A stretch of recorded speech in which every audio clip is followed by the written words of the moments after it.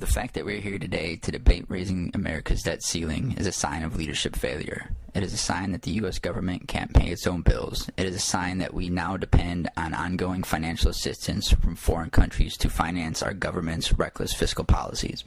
Increasing America's debt weakens us domestically and internationally.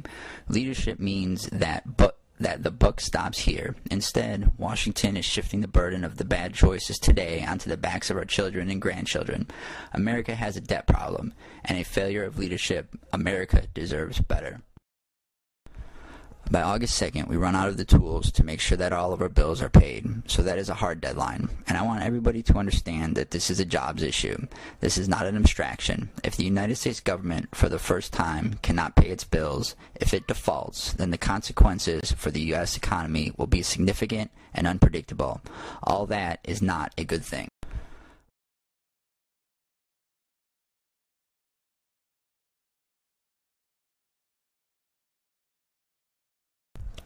He realizes now that raising the debt ceiling is so important to the health of this economy and the global economy that it is not a vote that even when you are protesting the administration's policies.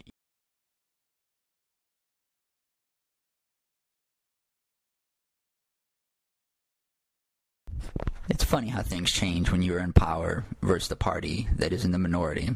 But just so I am completely fair, the president is not the only person that has changed his position on the debt ceiling. Actually, the entire GOP party has done that. While the second biggest spender in U.S. history, President George Bush, was in office, the debt ceiling was raised from $5.95 trillion to $9.815 trillion.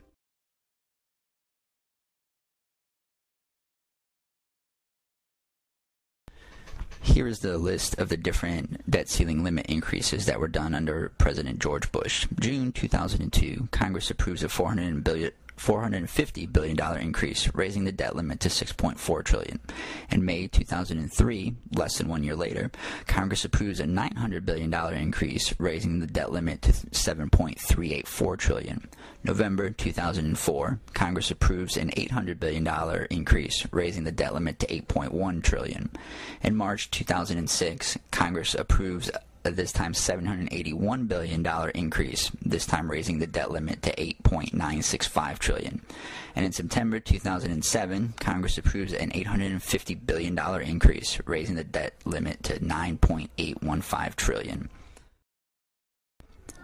In all those debt limit increases, the four GOP leaders in Congress, Speaker John Boehner, House Majority Leader Eric Cantor, Senate Minority Leader Mitch McConnell, and Senate Minority Whip John Kyle, all voted yes on all of those debt limit increases with one exception. To his credit, John Kyle did vote no to the very first one in June 2002.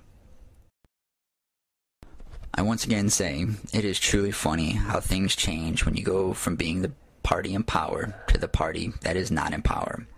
I would like to add, on a personal note, I am in full agreement with the version of President Obama in 2006 when he was then a senator and said, which is true, that the reason why we're raising the debt limit is a sign of leadership failure. It was true then, it is true now.